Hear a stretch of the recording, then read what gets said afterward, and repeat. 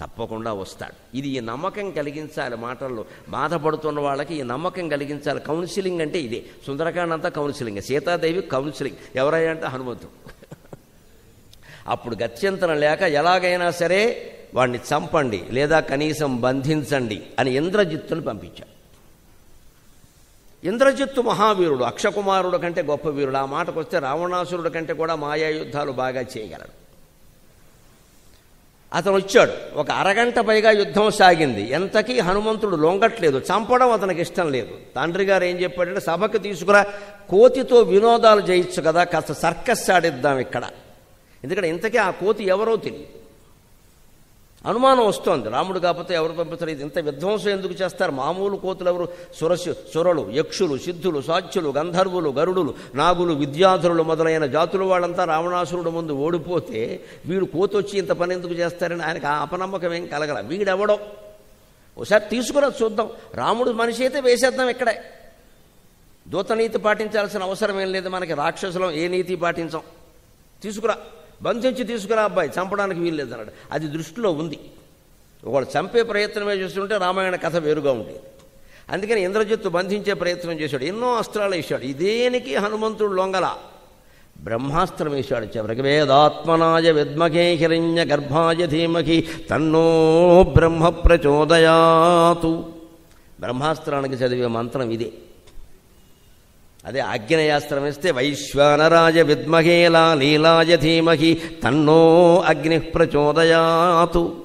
గరుడాస్త్రం వేస్తే కశ్యపాత్మజాయ విద్మహే సత్పురుషాయ విద్మహే సువర్ణపక్షాయ ధీమహి తన్నో గరుడ ప్రచోదయాతు. అది మంత్రం. ఈ మంత్రం ఊరికే నేను ఎలా మైకులో చదివినట్టు చదివితే ఏం పని చేయదు. సిటీ బస్సు కూడా రాదు. ఈ మంత్రాన్ని రోజుకి 1,00,000 సార్లు సాధన చేస్తారు వీరులు. ఆగ్నేయాస్త్ర మంత్రం, గరుడ మంత్రం, అగ్ని మంత్రం, ఏది ఉంటే అది. వాయవ్య మంత్రం అంటే వాయువు మంత్రం. ఆ మంత్రాన్ని 1,00,000 సార్లు. అక్కడ అస్త్ర పెట్టేది మామూలు బాణమే కాబట్టి వాయుశక్తిని తట్టుకునే బాణం అయి ఉండాలి. కొబ్బరి ఇనుపలు ఎడితే కుదరదు. అక్కడ మంచి ఇనప బాణమే బాగా తయారు చేస్తారు. చేసి పూజామందిరంలో పెట్టి ఏ దేవుణ్ణి పూజిస్తున్నామో ఆ దేవుడు విగ్రహం పెట్టి అక్కడ ఆ అగ్ని మంత్రాన్ని 1,00,000 సార్లు జపం చేస్తారు. ఇలా కొన్ని రోజులు, కనీసం 21 రోజులు లెక్క. పూర్వం మండలం అంటే 21, తర్వాత 40 అన్నారు, కానీ మండలం అంటే 21.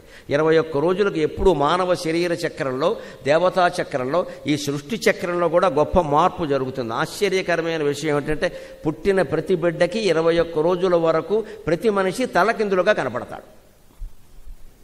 పసిబిడ్డలందరికీ ఉయ్యాల్లో ఉన్న వాళ్ళకి 21 రోజుల వరకు తల్లి సహా, తండ్రి సహా, వాడి దగ్గరికి వచ్చిన కుక్కపిల్ల సహా అన్నీ తిరగేసి కనపడతాయి. ఎందుకంటే మెదడు అప్పటికి 21 రోజుల వరకు తిరగేసి పడిన దాన్ని సరిచేసి ఇచ్చే శక్తి మెదడుకు రాదు. 21వ రోజునే వస్తుంది. అందుకే మన పవిత్ర హిందూ సంప్రదాయంలో 21వ రోజున బారసాల చేస్తారు, పేరు పెడతారు. అంత గొప్పది మన సంప్రదాయం. ఆ 21వ రోజు వరకు వాడి పేరు వాడు పిలిచినా పలకడు, అప్పుడే పేరు పెడతారు. 21ని పెట్టాలని ఏం లేదు. 3 నెలలకు పెట్టచ్చు, 6 నెలలకు పెట్టచ్చు. 21ని పెడితే పెట్టచ్చు, 21 లోపు పెట్టకూడదు. పిలిచినా వాడు పలకడు. ఎందుకంటే పిలిచే తల్లి తలకిందులుగా కనపడుతోంది. తలకిందుల రూపమే అనుకుంటాడు వాడు, తెలియదు కదా. తర్వాత బయటపడుతుంది, అలవాటు పడతాడు. ఆ 21 రోజున స్పృహ, మానవ బంధాల స్పృహ ఏర్పడుతుంది. ఆ స్పృహ ఏర్పడినప్పుడు మీరు పిలిచి కూడా ఉపయోగం ఏం లేదు. అందుకని 21వ రోజు వరకు పెట్టరు. అప్పుడు బారసాల చేసి అప్పుడు చేయవలసిన సంస్కారాలు కొన్ని చేసి పేరు పెడతారు. అప్పటి నుంచి ఆ పేరుతో పెడితే బుజ్జి అంటే బుజ్జి అంటాడు, గజ్జి అంటే గజ్జి అంటాడు. ఆడు సొమ్మె పోయింది. అంటే ఒక పేరు పెట్టడం 21వ రోజు ఉయ్యాల్లో పడుకోబెట్టడంలో ఇంత సైంటిఫిక్ ఐడియాలజీ ఉన్న ఒకే ఒక ధర్మం హిందూ ధర్మం. ఒకే ఒక జాతి భారత జాతి. ఏదో పుస్తకంలో చెప్పారు కాబట్టి, ఎవడో ఏదో యుగంలో చెప్పాడు కాబట్టి చేసే గుడ్డి మనుషులం కాదండి మనం. ఇక్కడ అంతా బుర్ర ఉపయోగిస్తారు, మేధాశక్తి, పూర్తి ఎనాటమీ, శరీర శాస్త్రం, మనస్తత్వ శాస్త్రం, తర్కశాస్త్రం, పాంచభౌతికమైన శాస్త్రం, పర్యావరణం అన్నీ ఉన్నదే హిందూ ధర్మం. ఏ ఆచారము నేను చిన్నవాళ్ళైనా సరే యువత యువకులకు నమస్కారం పెట్టి కోరుతున్నా. అత్తగారు కానీ, మామగారు కానీ, తల్లిదండ్రులు కానీ, పెద్దవాళ్ళు ఏదైనా ఆచారం చెబితే మీరు తెలిసినా తెలియపోయినా కాదని అనకుండా చేసేయండి. ముందు చేసేయండి, తర్వాత తెలుస్తుంది దాని విషయం. ఎవడో ఒకటి చెప్పాలి కదా. ఇప్పుడు ఈ విషయం మీలో చాలామందికి తెలియపోవచ్చు, నేను చెప్పానే లేదా. ఎవరు చెప్తారమ్మా? ఎవరు చెప్పాలి కదా, వారికి తోచాలి కదా. నాకేదో పుస్తకంలో చూశాను 3 నెలల క్రితం, నేను ఈనాడు ఆదివారం పుస్తకంలో వచ్చింది. అయ్యి బాబోయ్, దీని వెనకాల ఎంత ఉందా అనుకున్నాను. వారు ఈ ఆచారం గురించి రాయరు. 21 రోజుల్లో మనిషిలో ఈ మార్పు జరుగుతుంది అన్నారు. అప్పుడే మనం మరి ఉయ్యాల్లో పడుకోబెడుతున్నాం. దీన్ని పట్టుకెళ్ళి తీసుకెళ్ళి బారసాల అనడం మానేసి క్రేడిల్ సెర్మనీ అని దిక్కుమాలిన పేరు ఒకటి పెట్టాం ఇక్కడ మనం, ఎవరికీ అర్థం కాకుండా. అదే ఇంగ్లీష్ మాటలకి అర్థాలు ఉండవండి. బారసాల అది పొరపాటు పలుకుతున్నాం, నిజానికి అది బాలసారే. బాలసారే రా లా రెండు మారిపోయి బాలుడికి పెట్టే సారే అంటే పేరు పెట్టడం, బట్టలు పెట్టడం, ఏదో చేయడం అన్నీ చేస్తారు. బాలసారే అది పలుకుబడిలో బారసాల అయింది. ఆ బాలసారే అన్న బారసాల అన్న ఒక అర్థం ఉంది. క్రేడిల్ శర్మనే అంటే ఏముంది ఇక్కడ? పోయిన వాడికి కూడా పెట్టేదాన్ని శర్మనే అంటారు, దీన్ని శర్మనే అంటారు. ఇదేం భాష అంట బాబు? మా నాన్నగారు శర్మనే అంటాడు, ఆవిడ వాడికి శర్మనేయే, ఉయ్యల్లో వాడికి శర్మనేయేనా? ఇంకో మాట లేదా? ఇటు పెళ్లికి తద్దినానికి ఒకటే మంత్రమా? పిడుక్కి బియ్యానికి ఒకటే మంత్రం అంటారు. బియ్యం అడుక్కుందుకు వచ్చినవాడు, భిక్షాటనకు వచ్చినవాడు ఏం మంత్రం చెబుతాడండి? భవతి భిక్షాందేహి మాతక సీతారామాభ్యాన్ నమః అనాలి, అంటే భిక్ష వేస్తారు.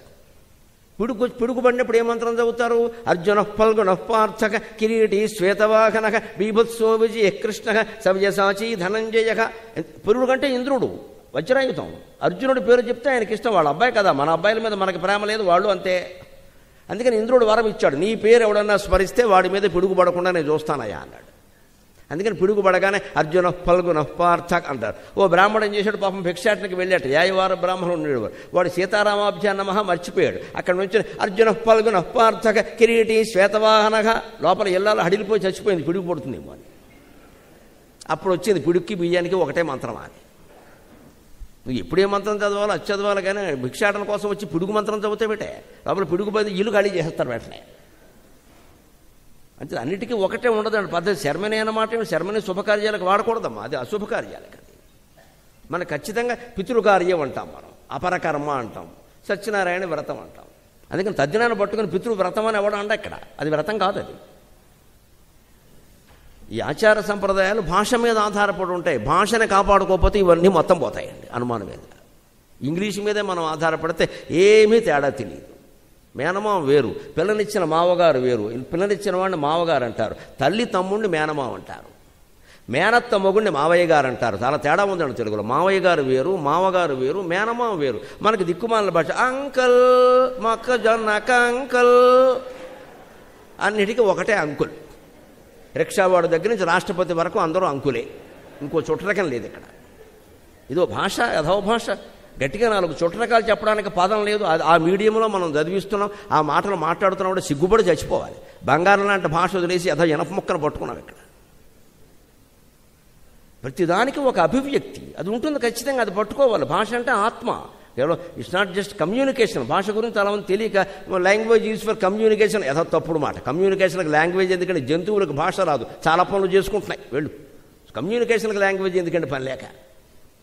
అసలు మౌనంగా వ్యక్తమయ్యే భాష మాటల్లో ఎప్పుడు వ్యక్తం కాదు.